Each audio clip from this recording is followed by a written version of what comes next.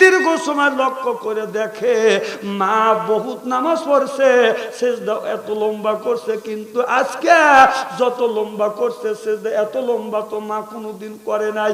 বড় ভাই ছোট ভাইকে বলতে তুমি মার কাছে আগা যাও। এবার ছোট ভাই বলে তুমি যাও, বড় ভাই বলে তুমি যাও। হযরত হুসাইন ছোট্ট মানুষ আস্তে আস্তে মার কাছে যাইয়া আপনার আঁঠু গাড়ে দিয়ে বসিয়া মার মাথার উপরে যখন হাত বুলাইছে অমনি মা ফাতেমা বাদাম জমিনের মধ্যে পড়ে গেছে। হযরত হুসাইন দিকে দিকে বলতেছে মা তোমার কি হয়েছে? মা ফাতেমা আর কোনো কথা কয় না। হুসাইন বলে ভাই হাসান তাড়াতাড়ি আয়, আমার মা কেন কথা বলে না? হুসাইন বলে মা তুমি কথা বলো। হাসান বলে মা তুমি কথা বলো। হাসান কথা কয় না, হুসাইন বাদাম কথা কয় না। এবার হযরত হুসাইন দৌড়ে দেন আলীকে বলে আব্বা তাড়াতাড়ি আসেন, মা তো কোনো কথা বলে না। আলী যাইয়া পাস পরীক্ষা করে দেখে আর মা ফাতেমা বাদাম জিন্দা নাই, ফাতেমা কথা কয় না। হযরত আলী বাদাম কাঁদতেছে। এবার হযরত হাসান হুসাইন বাবার মুখের দিকে তাকায়, মার মুখের দিকে তাকাইয়া বলে আব্বা আপনি কান্দেন, মা কথা কয় না, কি হইছে? হযরত আলী দুইটা সন্তানকে বুকের সাথে জড়া ধরে বলে বেটা হুসাইন আর কান্দিস না বেটা, তোমার মা আর কোনোদিন তোমাদের সাথে কথা বলবে না। কি বাবা মা কেন কথা বলবে না? বলে তোমার মা আল্লাহর কাছে চলে গেছে, আর কোনোদিন কথা বলবে না। হুসাইন মার গলা ধরে ধরে কান্দে, হাসান গলা ধরে কান্দে। যার বাবা নাই সেই বেদর বাবার ব্যথা বোঝে, যার মা নাই সেই বেদর মার ব্যথা বোঝে। চোখে পানি আসবে ওই মানুষটার যার মা মারা গেছে, কলিজা আঘাত লাগবে ওই মানুষটার যার বাবা মারা গেছে। বাস্তব ঘটনা বলবো, আমার বাবা বাদান এই জমিনে বেঁচে ছিল ৯৭ বছর বয়স, আমার মা এই জমিনে বেঁচে ছিল বাদান ১১২ বছর বয়স পর্যন্ত। আমি যখন মাহফিলে গেছি আমি আমার বাবার পায়ে হাত রাখছি, চুমো দিছি, মার পায়ে হাত রাখছি, চুমো দিছি। আমার বাবা বলছে বেটা তুমি কখন আসবে? আমি বলছি রাত ১২টার সময় আসবো। আমার বাবা আমার পিছ পিছ গেছে আমাকে আগা দেওয়ার জন্য। মানুষ বলতেছে কোথায় যাচ্ছ? বাবা বলে আমার ছেলে ওয়াজ করার জন্য যাচ্ছে, আমি আমার ছেলেকে আগা দিয়ে আসছি। আমি বললাম বাবা এই কথা বলো কেন? বলে বেটা তুমি যখন ওয়াজে যাও মানুষ যখন জিজ্ঞাসা করে আমার মুখটা বলিয়া যায়। বাবা বলে বেটা কখন আসবে? আমি বললাম ১২টায় আসবো। আমার বাবা গাড়ি পর্যন্ত আমাকে বাদাম তুলে দিছে। বাবা বাড়িতে গেছে রাত যখন ১১টা বাজছে, আমার বাবা ঘুমায় না। মা বলে স্বামী কেন ঘুমাও না? আমার আব্বা বলছে বিবি রে আমি ঘুমাই না, আমার বেটা বাচ্চু এখন পর্যন্ত আসে না, তুমি থাকো আমি আমার বেটাকে আগা নিয়ে আসি। আমার বাবা আস্তে আস্তে বাদাম ৯৭ বছর বয়স, আস্তে আস্তে আগা গেছে। ৩ রাস্তার মোড়ে যা দাঁড়াইছে, মনে মনে চিন্তা করছে ছেলে যদি আমি যদি বাম রাস্তা দিয়ে যাই, ছেলে যদি ডান রাস্তা দিয়ে আসে দেখা হবে না, আর আমি যদি ডান রাস্তা দিয়ে যাই ছেলে যদি বাম রাস্তা দিয়ে আসে দেখা হবে না। অতএব আমার আব্বা বলছে আমি এই জায়গা দাঁড়া থাকি, যেই রাস্তা দিয়ে আসবো ওই জায়গা আমার আসতেই হবে। আমার বাবা আপনারা রাত ১২টার থেকে বাদাম অপেক্ষা করছে, ১২টায় আসি নাই, ১টায় আসি নাই, ২টায় আসি নাই, ৩টে যখন বেজেছে এসে দেখছি আমার বাবা ৩ রাস্তার মোড়ে বাদাম দাঁড়া আছে। এসে দেখি বাবা থর থর করে কাঁপতেছে। কি বাবা আপনি কেন এই জায়গা দাঁড়া আছেন কতক্ষণ ধরে? বলে বেটা রে আমি তোমার আব্বা রাত ১২টার থেকে রাত ৩টা পর্যন্ত দাঁড়া আছি, দেখছি পুরো মানুষ শরীরটা তপ্তর করে কাঁপতেছে। কি বাবা আপনি কেন দাঁড়া আছেন? বাবা বলে বেটা রে আমি রাত ১২টার থেকে তোমার জন্য অপেক্ষা করতেছি বেটা। ও ভাই বাবা যতদিন ছিল আমার জন্য অপেক্ষা করতো, এখনো বাবা না আর কেউ ৩ রাস্তার মোড়ে আমার জন্য অপেক্ষা করে না।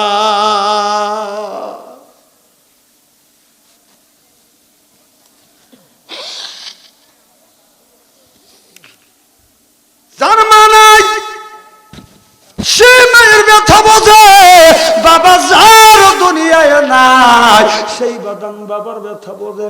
আমি আমার মার কাছে যাকে দেখছি, মা রে আমার বাবা, আমি বাড়িতে যা দেখছি আমার বাবা এখন পর্যন্ত আমার মা বাদান ঘুমায় নাই।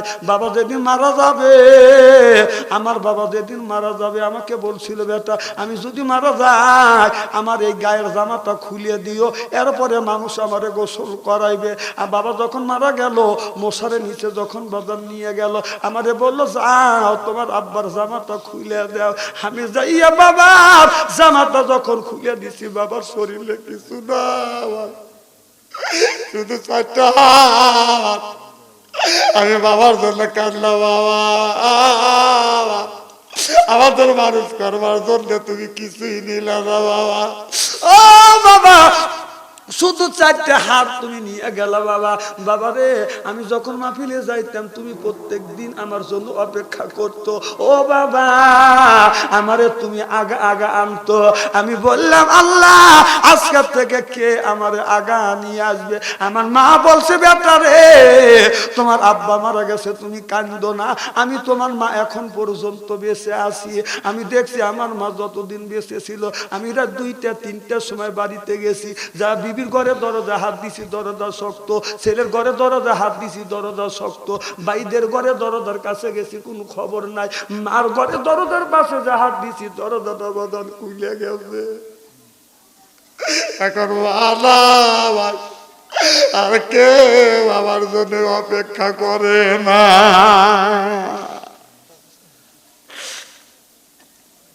ওই মা 5টা কাপড়, বাবা 3টা কাপড় নিয়ে বাজার ঘুমিয়ে আছে, লক্ষ লক্ষ টাকার সম্পদ রাখিয়া মা 5টা কাপড়, বাবা 3টা কাপড় নিয়ে ঘুমিয়ে আছে। মা কোনোদিন আসবে না, একটা শাড়ি উঠাবে না, বাবা একটা লুঙ্গি উঠাবে না। কোন মানুষ যদি মা বাবার জন্য যদি দান খয়রাত করে, এই দানের দৌলতে আমার আল্লাহ মা বাবার কবরের গোনাহ মাফ করে দেয়। সিল্লাইয়া কম সুবহানাল্লাহ। আমি সুন্দর জিকির আওয়াজ হচ্ছে, থ্যাংক ইউ, বুকের ছাতা ফেটে দেবে না। আপনারা এতগুলি মানুষ যেভাবে সুবহানাল্লাহ সুবহানাল্লাহ বলতেছেন, আমাদের সিরাজগঞ্জ সাজাদপুরে 3জন মহিলা যদি জরকা করে আওয়াজের চেয়ে বেশি হয়। আপনাদের সুবহানাল্লাহর সাথে শত্রুতা আছে? মুরব্বী ঠিকই কইছে, না না এই জায়গা জিকির করলে সওয়াব কম পাওয়া যাবে, বাড়ির জিকির করলে সওয়াব কম পাওয়া যাবে, মসজিদে জিকির করলে সওয়াব কম পাওয়া যাবে। সেই 1300 মাইল দূরে বাবার বাড়ি কোনে, বউ বাল বাচ্চা দিয়ে টোপলা বাজা বাবার বাড়িতে লাফা লাফা বাঁশ বা ওঠো, ওনে জিকির করলে সওয়াব বেশি পাওয়া যায়। কথা কয় না কি কোন আর কথা কবিনি না কি কোন সওয়াব বেশি পাওয়া যায়? এর মানে বাড়িতে তুমি জিকির করে করে অজ্ঞান হয়। একটা দিনে দেখলাম না যে জিকির করে বাড়িতে অজ্ঞান হইলে, মসজিদে অজ্ঞান হইলে মানুষ তোমার মাথায় পানি ঢেলে বাঁচিয়ে গেল, কিন্তু বাবার বাড়ি গেলে তোমার লুঙ্গি থাকে না, কারণটা কি? কথা কয় না, কথা কয় না।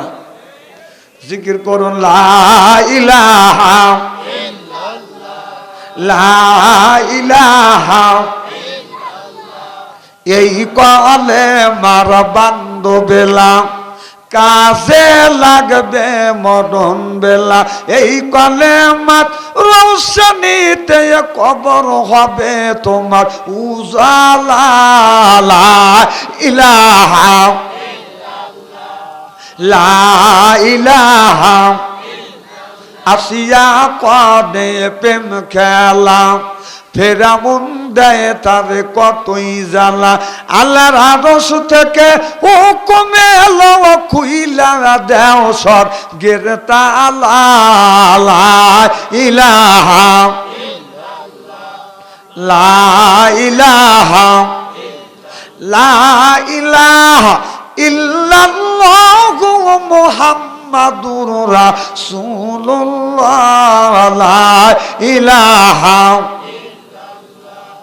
লা ইলাহা আসিয়া বলে ও গো স্বামী, আমি তোমার অর্ধাঙ্গিনী, তোমার আমার সৃষ্টি কর্তা গাতারে কেন মানো না। লা ইলাহা দেন এবার দেন। লা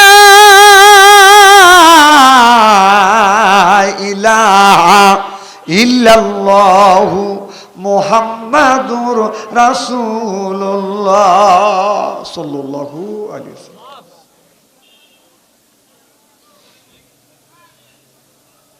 আক্তিরেল দারুল উলুম আলহাস আব্বাসিয়া হাফিজিয়া মাদ্রাসার উন্নতিকল্পে আজকের জালসার সম্মানিত সভাপতি সাহেব, আজকের জালসার প্রধান অতিথি, বিশেষ অতিথি সহ সর্বকালীন সর্বযুগের শ্রেষ্ঠ সন্তানের হযরত উলামায়ে কেরাম, যাদের দ্বারা ইসলাম প্রতিষ্ঠিত হয়েছে, এখনো আছে, ভবিষ্যতেও, জোরে বলুন, ভবিষ্যতেও। আজকে আপনারা তো আমার 12টা বাজা ছাড়বেন না। বাচ্চা তো বাড়িওয়ালার কাছে ওয়াদা দিয়েছেন, হুজুর যতই কথা বলুক, এ বাবা এই মাইক টানে না, কে মাইক্রোফোন টানতেছে না, বোঝো নাই? আপনারা বাড়িওয়ালার কাছে ওয়াদা দিয়ে আসছেন যে হুজুর যতই কথা বলুক আর কথা উত্তর দেব না, ভবিষ্যতেও থাকবে। আলেম সহ দিনদার পরহেজগার আল্লাহওয়ালা ভাইরা পর্দার অন্তর আড়ালে মাহফিল শুনবার জন্য পর্দা করে বসে আছেন। আমার পর্দা নিশি মাতার মুকুট মা ও বোনেরা, আমার ছোট্ট চেনহের ছোট্ট ভাইরা, সমবয়সী চেনহের সমবয়সী বন্ধু, আমার মুরব্বী বাবাদিরা, সকলের উপরে রইল আমার আন্তরিক অভিনন্দন। সর্বপ্রথম সেই মহান আল্লাহ তাআলা লক্ষ কোটি শুকর এবং প্রশংসিত, যিনি আপনাকে আমাকে মনোনীত করে কোরআনের মাহফিল, তাফসীরের মাহফিলের মধ্যে আসা এবং বসার সুযোগ করে দিয়েছেন। তাতে আপনারা খুশি না বেদার? কম না বেশি? যারা এখনো বাড়ির থেকে আসতে পারেন না, শুয়ে পড়েছে অথবা বাহিরে ঘোরাফেরা করছে, আপনার মেলার মধ্যে ফিল্ডিং মারছে, ওনারা খুশি না বেদার? জোরে বলুন, জোরে বলুন। জি না, ওরাও খুশি। ওরাও বলতেছে যারা কোরআনের মাহফিলের মধ্যে গেছে ওরাই ঠকছে, ও গুম পাচ্ছে আর ফিল্ডিং মারতেছে ওই দিচ্ছে। আমি বলি তোর বাপদাদা 14 গোষ্ঠী কোনোদিন ফিল্ডিং মারে নাই, গুম পারে নাই, গুম পার। আল্লাহ থেকে গুম পারবেন কার? কোরআনে রাখতে হক আছে, মাহফিলে রাখতে হক আছে, এলাকাবাসী রাখতে হক আছে, আলেম ওলামার হক আছে। হক তুমি নষ্ট করেছো, এর জন্য আল্লাহর কাছে জবাবদিহিত করতে হবে। চিল্লে বলো ঠিক কিনা? এ বাবা মাই খাইরো, মাই খাইরো, এইসবগুলা লাগাইতে শব্দ কমে গেছে। মাইকের ভোল্টেজ বাড়াতো না? ভোল্টেজ আমারই কম না মাইকের কম? মাইকের এই কথা কম না কে?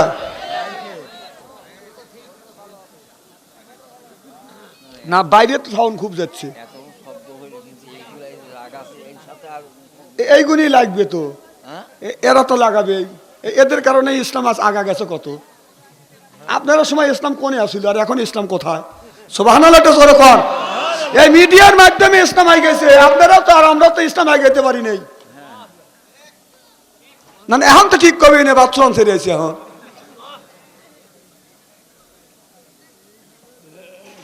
যে আল্লাহ পাক আপনাকে আমাকে আসার মতো তৌফিক দিয়েছেন, সকলে বলুন আলহামদুলিল্লাহ।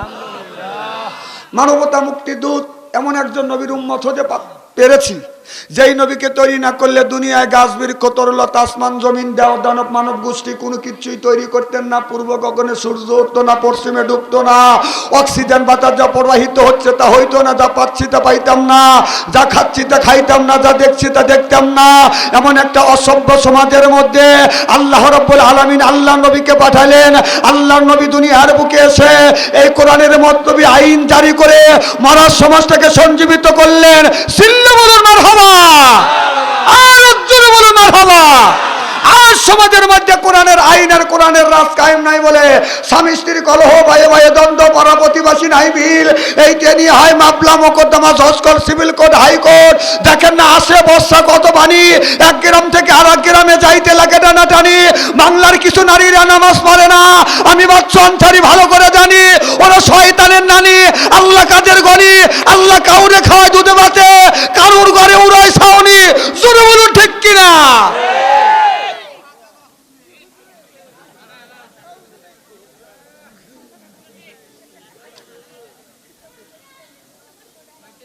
সেই নবীর দল করার জন্য কারা কারা রাজি? তাকবীরের সাথে দুই হাত টান টান করে দেখান তো দেখি।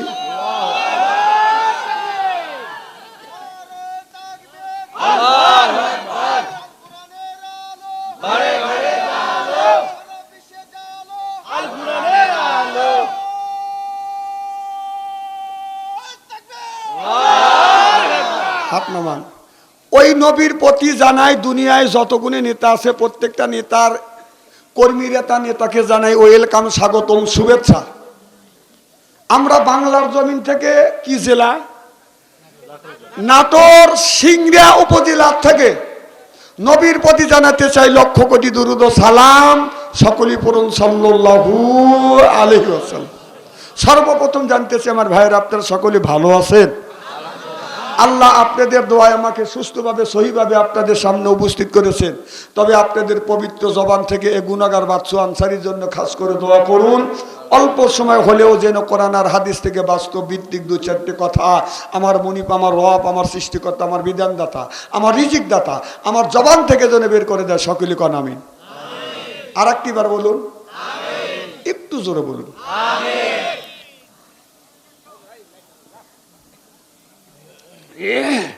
আমি আপনাদের কাছ থেকে দোয়া চেয়ে নিয়ে আপনাদের সার্বিক আর মঙ্গল কামনা করে আলোচনা শুরু করছি ইনশাআল্লাহ।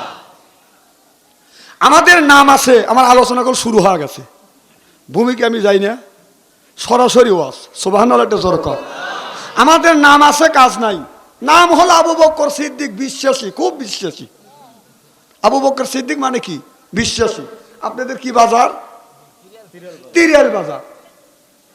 এই তিরিয়াল বাজার যদি আবু বকরের সাথে দেখা হয়, আবু বকর সিদ্দিক বলবে ভাইজান 200 টাকা হাওলাত দেন, আগামী শনিবারে দেবো।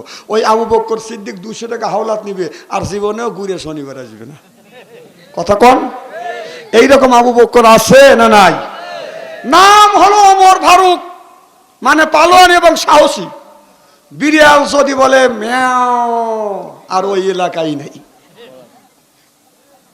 নাম হলো ইমান আলী, ভিতরে একটুকু ইমান নাই। আছে না নাই? কথা কয় না, আছে না নাই? আছে। তখন ইমান আলী নাম রাখছে, কাজ নাই ভিতরে। 2 দিন ব্যাপী তাফসীর মাহফিল হচ্ছে, দূর দূরান্ত থেকে হাজার হাজার মানুষ আসছে, বাড়ির পাশে ইমান আলী যায় নাই। এই যে এখানে আজকে তাফসীর মাহফিল হচ্ছে, এখনো বাড়ির মধ্যে ঢুকে দেখেন এমনও মানুষ আছে এই গ্রামে, দেখেন বাড়িতে আরামে শুয়ে রয়েছে।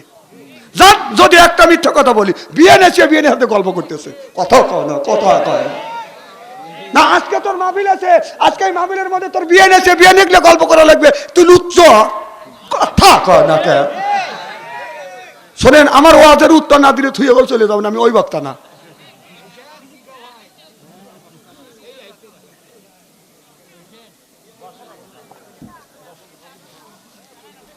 আল্লাহর নবী বললেন এই লোকটা অনুতপ্ত হয় আর আল্লাহর কাছে তওবা করে, এই নফস আপনার আল্লাহর জান্নাতে যাওয়া সম্ভব হবে। সুবহানাল্লাহ বললেন না? আর নফস আম্মারা যাদের আছে, আপনাকে একটা বক্সেন মারলো, আফসোস করে না, আপনার কাছে যা কোনোদিন ক্ষমা চায় না, বলে পারলেও জানে কিছু করে। আমার কথা কি বুঝতেছেন? এটা হলো নফস। ইনশাআল্লাহ। আচ্ছা, একটা নফস আম্মারা সুদ খায়, কোনোদিনে আফসোস করে না আমি সুদ খাই, তওবা করবো, এটা তো খারাপ জিনিস। আফসোস করে না, সুদ খাইয়া এরপরে বাজার সুদ খাইয়া তারপরে মসজিদে যায়। একজনের যদি একটা পরিবারের লোক থাকে, এই পরিবারটা আপনার 10,000 টাকা যদি বেতন পায়, 2 জন মানুষ মোটামুটি ভাবে চলবে। যদি আপনার 20,000 টাকা বেতন হয়, পরিবারে 3 জন সদস্য নিয়ে মোটামুটি ভাবে চলতে পারে। আর একজনের যদি 30,000 টাকা বেতন হয়, 4 জন 5 জন লোক নিয়ে ঢাকায় একটা ছোট ফ্ল্যাট ভাড়া করিয়ে সংসার চালাইতে পারে। একজনের হলো 20,000 টাকা বেতন, আর একজনের হলো বাদান 50,000 টাকা বেতন। 20,000 টাকা বেতন যার, উনি সুদ খায় 500 টাকা, আর জানার 50,000 টাকা বেতন, সে 500 টাকা সুদ খায় না। আমি কি ফকিন্নি? কথা কয় না, কথা কয় না। যার যত বেতন বেশি, তার ঘুষের সংখ্যা আর কমে নি না, ঘুষের সংখ্যা। তারপরে যখন আজান দেয়, আপনার কলমের মাধ্যমে বাদান ঘুষ খাইয়া আজান যখন দেয়, চিন্তা করে আমি যদি নামাজ না পড়ি জান্নাতের চাবি পাবো না। সুদের টাকা পকেটে নিয়েও নামাজ পড়ে, আল্লাহু আকবার, আল্লাহ জান্নাত দিও। আল্লাহ কয় দেবো নে, তুই আমার কাছে আয়, আয়, তো জান্নাত দেবো নে। আমার ভাইরা, আমার ওই দিকে যেতে চাই না। বাদশা সাইফুল্লাহ মনে মনে চিন্তা করতেছে, আফসোস করতেছে, মনে আছে বাদশা সাইফুল্লাহ মনে মনে চিন্তা করতেছে, আল্লাহ আমি কার মার বুকটা খালি করিলাম। আমার ভাইরা আমার, এই বাচ্চাটা মারা তো গেছে, বুড়িমাই বাচ্চাটা কোলে নিয়ে এলাকার চেয়ারম্যানের কাছে যা বলতেছে, চেয়ারম্যান সাহেব দেখেন আমার সন্তানটাকে তীর মেরে দুনিয়ার থেকে বিদায় করে দিছে। কে মেরেছে? বলে আমাদের আপনাদের দেশের বাচ্চা সাইফুল্লাহ। এবার চেয়ারম্যান বলতেছে, এই বিচার আমি করতে পারবো না, তুমি কি আমার চেয়ারম্যান ছুটেবে? যাও যাও যাও, আমার চেয়ারম্যানই ছুটেবে নাকি? বাচ্চা যদি কথা চেয়ারম্যানই সাথ, আর কি চেয়ারম্যানই থাকবে? কথা কয় না, কথা কয় না, বোঝেই না। মনে করেন আপনাদের এলাকার একজন এমপি আছে, আপনার ওই এমপি সাহেবের কাছে এই সন্তানটাকে নিয়ে গেছে, যা কাঁদতেছে, এমপি সাহেব দেখেন আমার সন্তানকে কেমন করে তীর মেরে দুনিয়ার থেকে বিদায় করে দিল। এমপি সাহেব বললেন, তাড়াতাড়ি তুমি কোর্টে কেস করো, আমি আর নিজ বিচার করব, আমি পুলিশকে বলে দেই, তাড়াতাড়ি ধরে নিয়ে এসো। বলো মা, কে তোমার সন্তানকে তীর মেরে দুনিয়ার থেকে বিদায় করে দিল?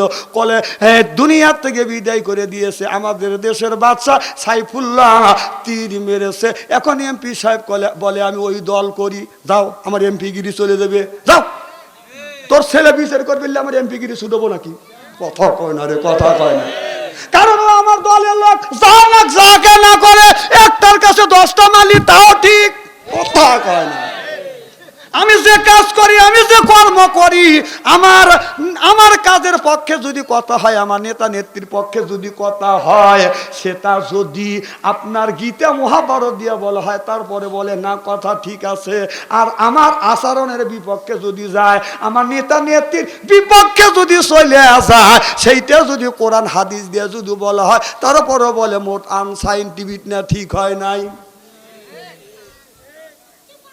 এমপির কাছে বিচার পাইল না, চলে গেল মন্ত্রীর কাছে, যা বলে মন্ত্রী সাহেব এই যে দেখেন আমার সন্তানটাকে হত্যা করছে। মন্ত্রী সাহেব চুমকে উঠছে, আমি তো এলাকার জনপ্রতিনিধি, আমি তোমাদের সুখ দুঃখের সাথী, বলো তোমার সন্তানটাকে কে এই রকম করে হত্যা করলো, তার আমি নিজ বিচার করব, ফাঁসিতে ঝুলাইয়া দুনিয়ার থেকে বিচার করে দিব।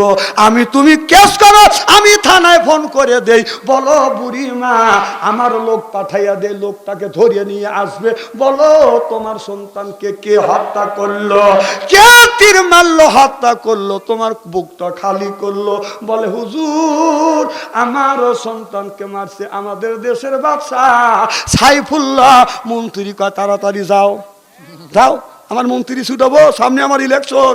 কথা কয় না, কথা কয় না। আর যদি মন্ত্রী বিপক্ষে যায়, আমাকে তো নমিশন দিবে না, আমার ক্ষমতা আগে, তোরা মত। কথা কন, দেব জাহান্নামে চলে যায়, ক্ষমতা চাই। আমার কথা বোঝেন কি না বোঝেন আল্লাহ ভালো জানে রে। তেনা বড় বড় চোখ করে তাকা আসা,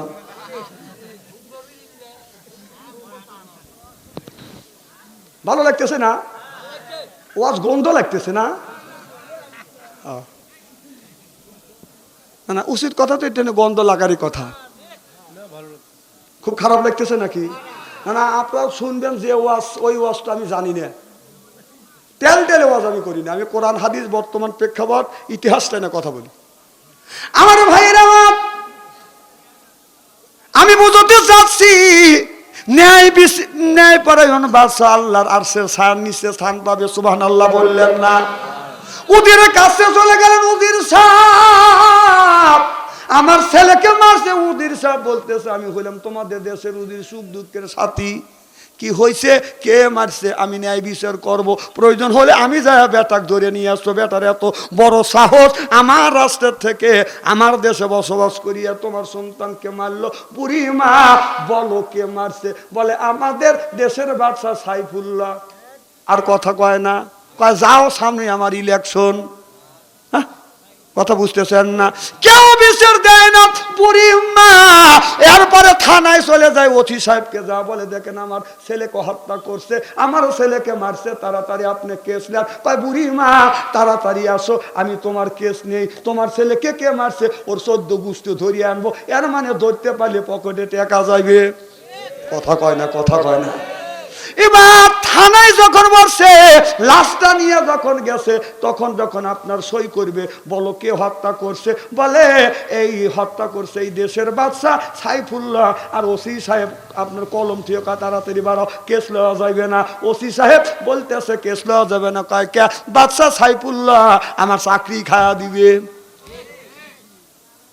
তাহলে মনে করেন দেশের বাদশা যদি মানুষ কোন করে, বিচার করবে কে? বিচার আছে, ভেস্তে যাবে চাই আমরা। এবার বুড়ি মা এই সন্তানটা নিয়ে 2 দিন পর্যন্ত এই লাশটা নিয়ে রাস্তার পাশে বসে বসে কান্দে। যতক্ষণ পর্যন্ত আমার এই সন্তানের বিচার না করবে, এতক্ষণ পর্যন্ত সন্তানটাকে দাফন করতে দিব না। আমার ভাইয়ের, আমার বুড়ি মা কান্দে। একটা কাজী সাহেব রাস্তা দিয়ে যাচ্ছে, দেখে বুড়ি মা একটা বাচ্চাকে আপনার চাদর দিয়ে ঢাকে রাখছে, উপর দিয়ে মাছি বাদান বিন বিন করতেছে। ডেকে ডেকে বলতেছে, বুড়ি মা কেন তুমি কান্দো? বলে বাবা কত মানুষের কাছে বিচার চাইলাম, আমার বিচার দিল না। আমার কান্দার কথা শুনে তোমার কোনো লাভ হবে না, তোমার কাছে তুমি যাও। বলে না মা, বলতে হবে। বলে এই যে সন্তানটা দেখেন, আমার সন্তানটাকে তাকিয়ে দেখেন। এবার কাজী সাহেব দেখে ওই সন্তানটা তো লাশ হয়ে গেছে। বুড়ি মা তোমার ছেলে মারা গেছে, তীর মারছে, কে মেরে ফেলছে? বলে বাবা আমার সন্তানকে মেরে ফেলছে এই দেশের বাদশা, বাদশা সাইফুল্লাহ। এই বাদশা সাইফুল ইসলাম আমার সন্তানকে হত্যা করেছে। আর দুনিয়া এমপি মিনিস্টারের কাছে বিচার চাইছি, কেউ বিচার করে না। আমি কোর্টে কেস দেওয়ার জন্য গেছি, কোর্টও কেস নেয় না। থানায় কেস দিতে গেছি, থানা এসি সাহেব বাদান কেস নেয় না। কাজী সাহেব বলে বুড়ি মা আমি যদি তোমার সন্তানের বিচারে নেই, তুমি আমার কোর্টে কেস করো। আমি হইলাম এই দেশের আপনার কোর্টেরও বড় কাজী সাহেব, আমার কোর্টে কেস করো, আমি কেস দিব, বাদশা সাইফুলের ন্যায় বিচার করব। নারায়ণ তাকবীর। আমার ভাইয়ের, আমার বুড়ি মা সন্তানকে নিয়ে গেলেন, কেস যখন করলেন, করবার পরে সন্তানটাকে বাদান আপনার দাফন কাপন করবার পরে এবার বাদশাহ সাইফুল্লাহর নামে বাদান এরকম করে বাদান একটা নোটিশ লিখলেন, কেস নোটিশ বাদান পাঠিয়ে দিলেন। বাদশাহ সাইফুল্লাহ আপনি একটা সন্তানকে নিক্ষেপ করে দুনিয়ার থেকে বিদায় করে দিয়েছেন। শনিবার দিন 10টার সময় কোর্টে আপনার হাজিরা দিতে হবে। এই চিঠি, এই কেস ফাইল বাদান চলে গেল, আপনার কেসের চিঠি চলে গেল বাদশা সাইফুল্লাহর কাছে। বাদশা সাইফুল্লাহ কেস পাইয়া মুস্কি মুস্কি হাসতেছে, বলে হ্যাঁ এই জমিনে এখনো আল্লাহর একটা বান্দা আছে। আমার ভাইরা, আমার এখন খালি খালি বিচার হয় না, আপনার বাদীর পক্ষে বাদান উকিল আর ব্যারিস্টার আছে, আর আপনার বিবাদীর পক্ষে বাদান উকিল ব্যারিস্টার আছে। এখন বাদশা সাইফুল্লাহর ওইখানে বাদান আপনার যারা উকিল হবে ব্যারিস্টার হবে, তারা বাদান আপনার পড়া 20 জনের মতো সাইন করলো, আমরা বাদশা সাইফুল্লাহর পক্ষে কথা বলবো। কিন্তু বুড়ি মার পক্ষে কথা বলবার মতো বাদান একটা উকিলও দাঁড়ায় না। আমার ভাইয়ের, আমার ওই এলাকার ওই বুড়ি মা বসে বসে যখন কাঁদতেছে, কেউ তার পক্ষে বাদান আপনার ওকালতি করবে না। ওই বাদান আপনার কোঠের বাদান একটা মসজিদের ইমাম আছে, তার নাম হলো জাহিদ। এই জাহিদ বলতেছে, বুড়ি মা কেন কান্দ? বলে বাবা আমার সন্তানকে হত্যা করেছে বাদশা সাইফুল্লাহ, আমি কেস করেছি, তার আজকে মামলা তারিখ সকাল 10টায়, এখন 9:30 বাজে।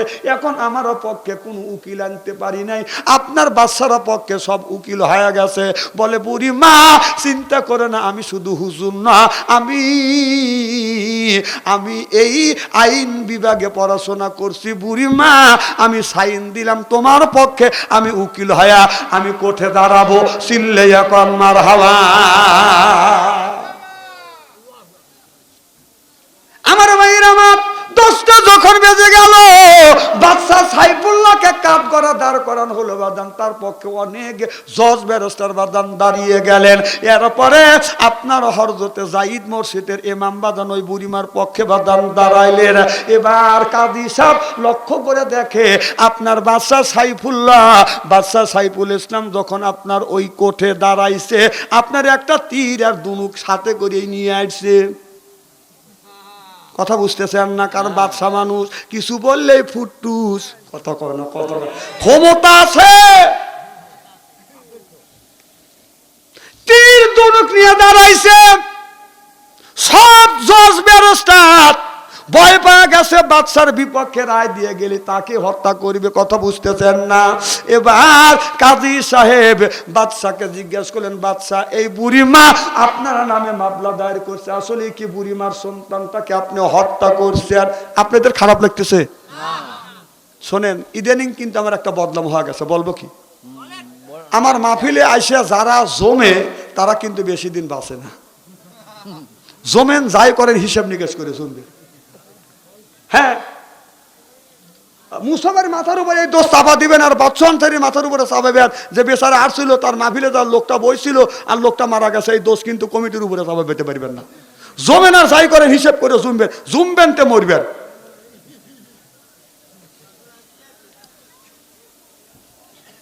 খুব খারাপ লাগতেছে নাকি?